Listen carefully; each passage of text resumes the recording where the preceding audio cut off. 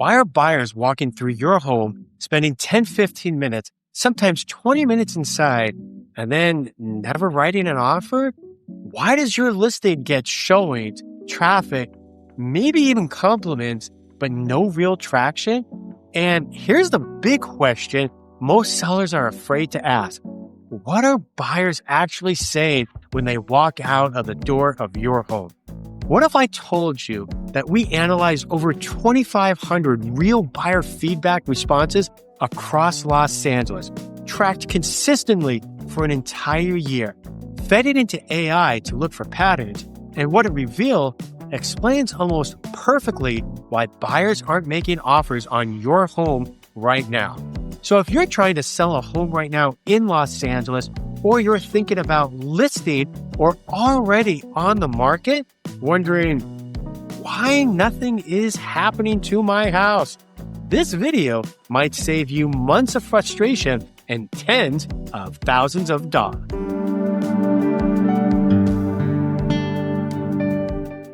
So the biggest mistake sellers make is assuming buyers are emotional or unpredictable. They're not. They're actually very consistent. And once you see what the data shows, you'll never look at buyer feedback the same way again. All of the insights I'm about to share come from real showings, real buyers, real conversations. In many cases, I was physically present during the showing, hearing comments in real time. In other cases, feedback was submitted shortly after while the experience was still fresh. And this wasn't guesswork. It wasn't agents filling out generic comments. It was structured, tracked, and reviewed repeatedly. Every showing fed into a system. Now, buyers were categorized by interest level, and we didn't just track whether they liked the home. What we did is we tracked why they didn't move forward. That difference matters more than most sellers realize. You see, one of the biggest problems in real estate is that the sellers rarely get meaningful feedback. They hear things like, buyers liked it, or they're still looking, or no one wrote an offer. That tells you nothing. If you're selling one of your largest assets, vague feedback is unacceptable. You should know exactly what buyers are reacting to, what stopped them, and how often the same objections are repeating. That makes a difference. Now, here's something most sellers don't hear enough. Being present at showings matters. When an agent is there, buyers talk. They say things out loud.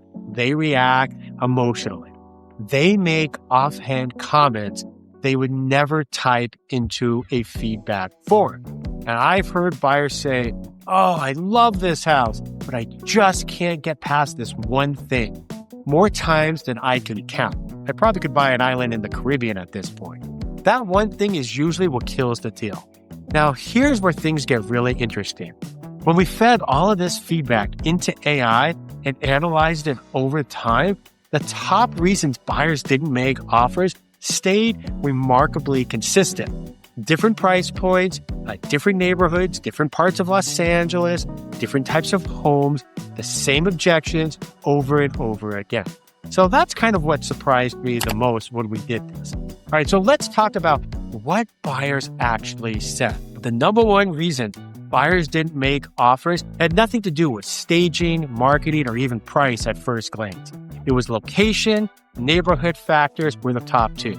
Busy streets, road noise, backing into alley, proximity to commercial buildings, school boundaries, power lines, lack of walkability. These things came up consistently and constantly. Sellers hate hearing this because you can't change the location, but here's the reality. Buyers factor location into value immediately.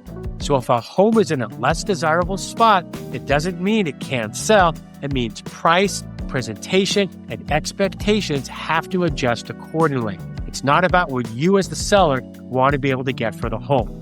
Pretending location doesn't matter is one of the fastest ways to sit on the market. The second most common reason buyers didn't move forward was weak visual impact. And this one is huge. Buyers make emotional decisions fast. And within seconds of walking in, they're already comparing your home to the last 5 they saw. Homes with no view, blocked sight lines, dark interiors, flat presentation consistently lost out to homes that simply felt better, even if those homes were smaller or older. This is where professional photography, lighting, staging, video aren't optional anymore. Buyers scroll through listings before they ever even book a showing to see your home. And if your home doesn't visually compete, you're already behind the proverbial 8 ball. Next, floor plan layout. This showed up again and again. Closed off kitchens, awkward room floor, bedrooms in strange locations, dining rooms no one uses. Buyers care far more about functionality than raw square footage. A home can be big, but if it doesn't live well, buyers feel it immediately. And when a layout feels wrong, it's incredibly hard to talk a buyer into seeing past it. So another deal breaker for buyers was stairs and level changes.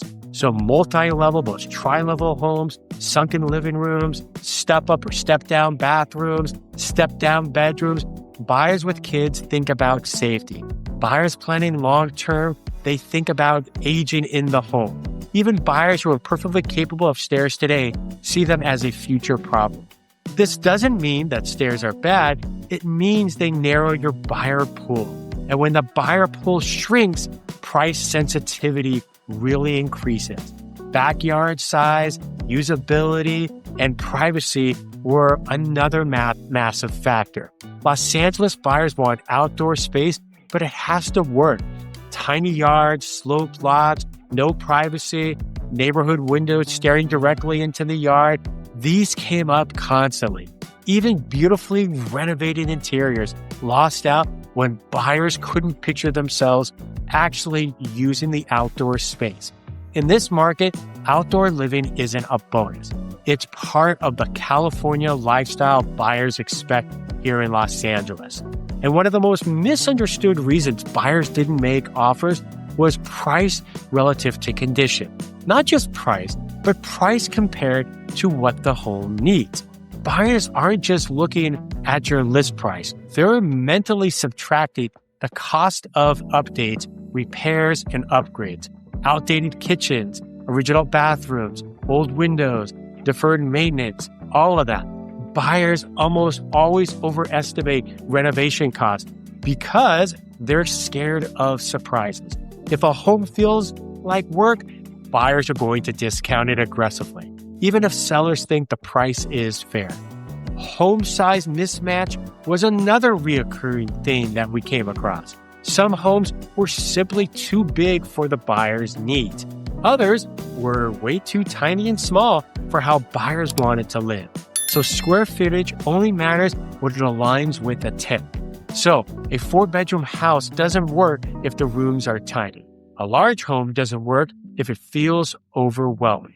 Buyers know what they want, and when a home doesn't match the vision that they have, they just simply move on quickly. Timing and readiness also played a big role. Many buyers liked the home, they just weren't ready.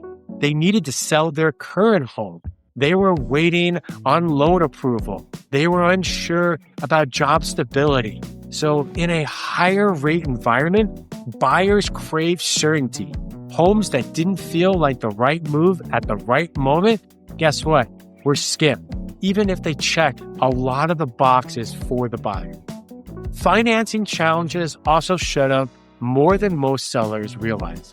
Condos with lending restriction, high HOA dues, special assessments, these type of things, guess what? Scare buyers. Properties that didn't qualify for certain loan programs, and when financing feels complicated, buyers just walk away. The interest rates amplify this. Buyers don't want surprises, and anything that feels risky really becomes a reason to wait.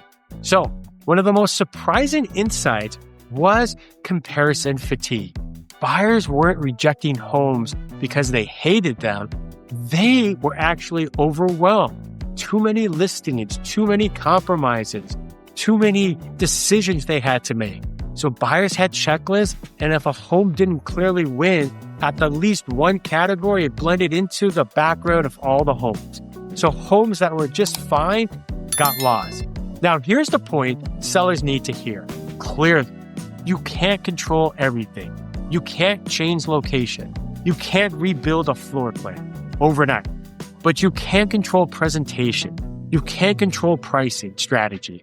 You can control how your home is positioned against the competition you're facing. And most importantly, you can show how value is communicated to buyers. This is where I'm making a major shift here in 2026.